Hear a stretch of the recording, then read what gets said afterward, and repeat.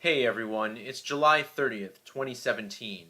I want to follow up on my video about the numerology of Chester Bennington's death, because a few new things have come up.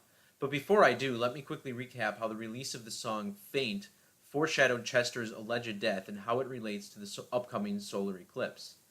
This all had to do with the number 38. 38 is related to Saturn, and if you're wondering what Saturn has to do with the eclipse, understand that the Moon and Saturn are mathematically related. Saturn orbits around the Sun at the same pace the Moon orbits the Earth, but at a different scale. Saturn takes 29.5 years to orbit the Sun, while the Moon takes 29.5 days to orbit the Earth. And it's the Moon that will, of course, be covering up the Sun. So remember, when you write out Saturn in English gematria, this is the cipher that's based on the original Hebrew and Greek methods. It sums to 741. When you add each number, 1 through 38, you get 741. This is also called the 38th triangular number. The song Faint, which came out on June 9th, 2003, was released exactly 741 weeks before the August 21st solar eclipse. Here I am at my website, gematrinator.com, at the date calculator page. Singles aren't typically released on a Monday, but they made an exception for this. Also notice the date of 6/9, and when you write out the word eclipse using the alphabetic order, A is 1 through Z is 26, it sums to 69. When we add up all the numbers of this date that the song came out, that's 6 plus 9 plus 20 plus 3, we get the number 38. Now the 38th prime number is 163. And you'll notice this song length, 2 minutes and 43 seconds. Well, 60 plus 60 plus 43 is 163.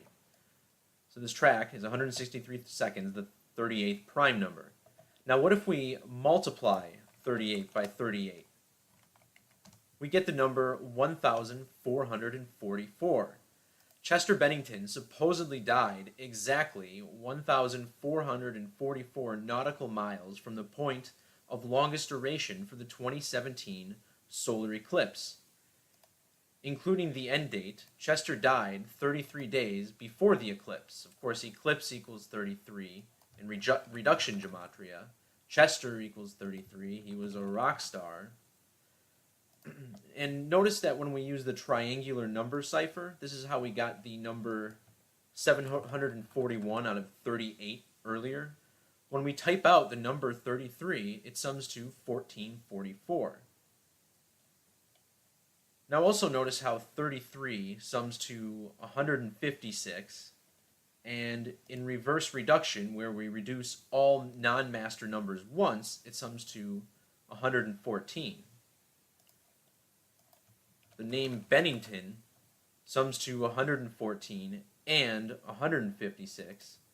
Not only that, but his full birth name, Chester Charles Bennington, also 114.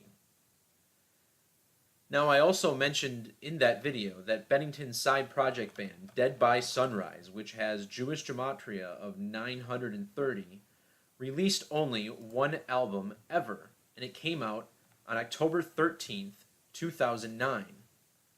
This is 93 months before Chester is said to have died, and Chester Bennington has single reduction gematria of 93.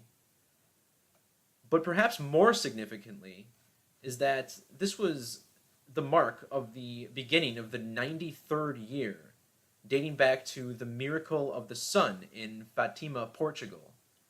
Here's the Wikipedia article here. I'll leave a link down below in the description. And Fatima, Portugal, sums to 218 in reverse ordinal, like the date of the eclipse. But this was a very significant event to the Catholic Church. The sun, of course, is 93 million miles away, but this span of time until the album's release date translates to exactly 1,104 months. In numerology, we drop the 0, leaving us with a 114, like Chester Charles Bennington, or like Bennington. Now, there's also been some talk about whether or not Chester Bennington is the son of Washington insider and possible pedophile John Podesta. And I don't usually buy into these, but wow, do they look alike. Almost too much alike. As if they're clones and not father-son. Well, in light of all these things I mentioned about 93, isn't it incredible that when Chester Bennington was born, John Podesta was exactly 9,933 days old? What is going on around here?